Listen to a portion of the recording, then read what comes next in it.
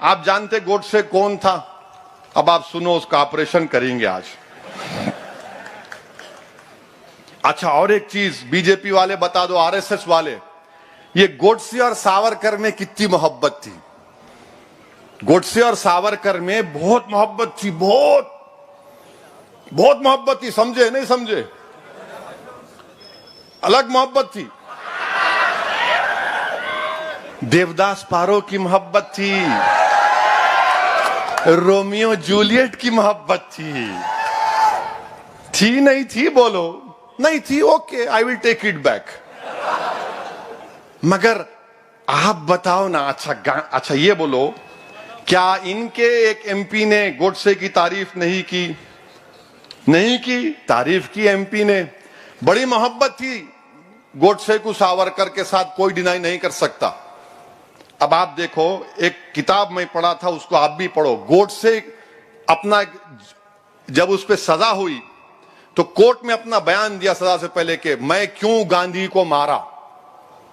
30 जनवरी को गांधी के कत्ल का दिन है, हमको याद रखना है। गांधी को हम बाबा कौम कहते हैं, फादर ऑफ द नेशन।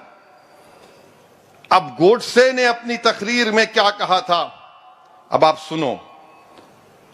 वो ये बोलता है कि गांधी की तालीमात से जो भारत को आजादी मिली, हम उसको खो देंगे। ये गोडसे की सोच है। और उसने ये भी कहा कि गांधी जो है, जो भूख हड़ताल करते थे, उससे वो भूख हड़ताल इसलिए करते थे गांधी के उस वक्त हिंदू और मुसलमानों में इत्तेहाद को मजबूत किया जाए।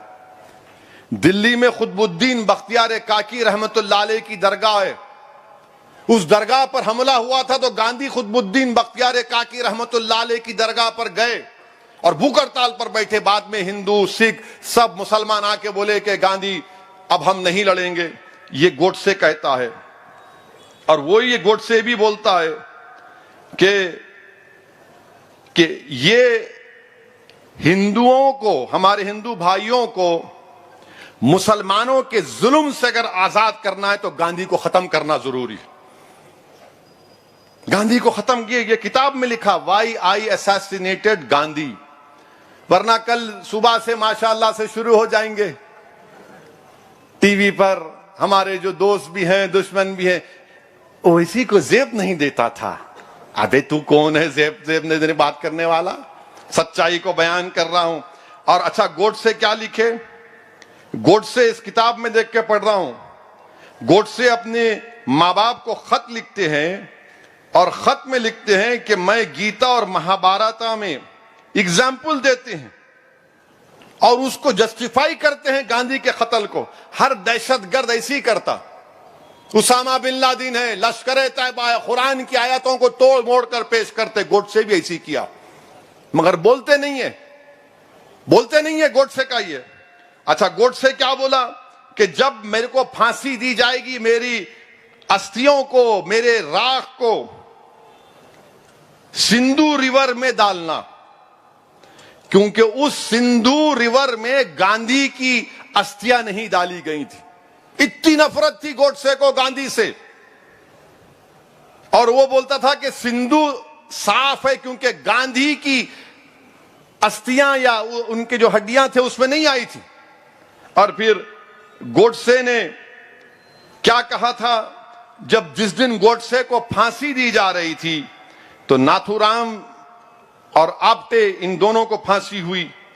वो लोग क्या नारा लगा रहे थे? अखंड भारत अमर रहे और वंदे मातरम का नारा लगा रहे थे। और फिर वो एक तराना गाए। क्या था तराना? नमस्ते सदा वत्सले। अब हम आरएसएस से पूछना चाह रहे हैं, क्या ये नमस्ते सदा वत्सले आपके पास सुबह में जो लकड़ियां फिराते, आप 90 साल चड्डी पहने, अब पैंट पहन के फिरा रहे, तो क्या आप ये पढ़ते नहीं पढ़ते? बोलो हमको, मैं क्वेश्चन कर रहा हूं, बोलो आप। और कोर्ट में भी, कोर्ट से किसी भी किस्म से शर्मिंदा नहीं था गांधी के कत्ल के लिए, किसी भी किस्म से रत्ती बराबर भी उसको कोई शिकवा नहीं था कि उसने गांधी को मारा। और उसने कहा कि ये मेरी मॉरल ड्यूटी थी, मजहबी ड्यूटी थी कि मैंने गांधी को मारना था। मेरे अजीज दोस्तों और बुजुर्गों, ये इनकी मिसाल है।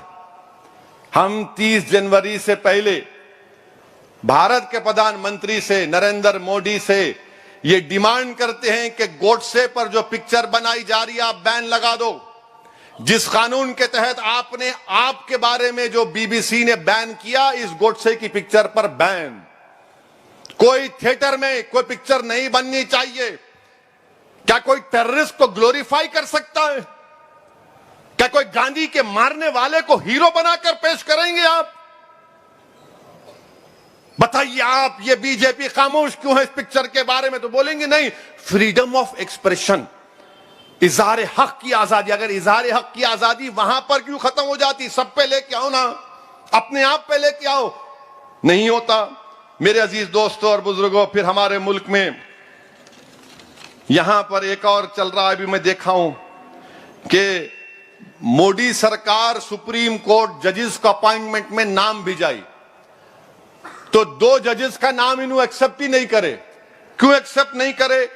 एक मद्रास हाई कोर्ट में एक नाम भिजाए कि इनको हाई कोर्ट का जज बनाओ, तो मोदी सरकार यह बोलती इनके नाम से हम मुत्तफिक नहीं है, इत्तेफाक नहीं करते, इसलिए कि उस जिस साहब को जज का सुप्रीम कोर्ट ने भिजाया कि भाई इनको जज बनाओ, तो गवर्नमेंट लिख के भिजाती कि ये वो साहब हैं जो फेसबुक पर मोदी के खिलाफ लिखे, इसलिए हम इनको जज नहीं बनाएंगे, हम कबूल नहीं करते इनको।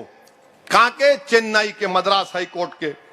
और फिर सुप्रीम कोर्ट ने उसके जवाब में कहा कि अगर कोई प्राइम मिनिस्टर के खिलाफ कोई मजमून शेयर करता है, उसकी बुनियाद पर आप उसको जजशिप से डिनाई नहीं कर सकते। सुप्रीम कोर्ट ने जवाब में कहा, उन्होंने पेपर में मीडिया में दे दिया। और एक जज साहब को, माने एक वकील को, जो भी थे, उनको जज नहीं बनाया, बीजेपी ने कबूल नहीं किया। क्यों? क्योंकि उन्होंने CAA कानून के खिलाफ सोशल मीडिया पे लिखा। अच्छा, हैरत की बात यह है, हैरत तो नहीं बल्कि हम देख रहे हैं कि बीजेपी महिला मोर्चा के एक लीडर है और उन्होंने अपने ट्विटर या जो भी है, उन्होंने अपने चौकीदार लिखी अपने नाम के साथ, और वो बीजेपी महिला मोर्चा की है। उन्होंने ईसाइयों के मजहब तब्दीली पर झूठ लिखा, उनको जज के लिए कबूल कर लिए मोदी जी, उनको। अब आप बताइए फिर क्या हो रहा है? जुडिशरी हमारे मुल्क में संविधान और आईन के लिहाज से आजाद रहना चाहिए। अब जब आप इस तरह के लोगों को जज नहीं बनने दे रहे और ऐसे लोगों को आप जज को बनाना चाहते हैं, तो फिर आप खुद फैसला कर ले, अवाम फैसला कर ले।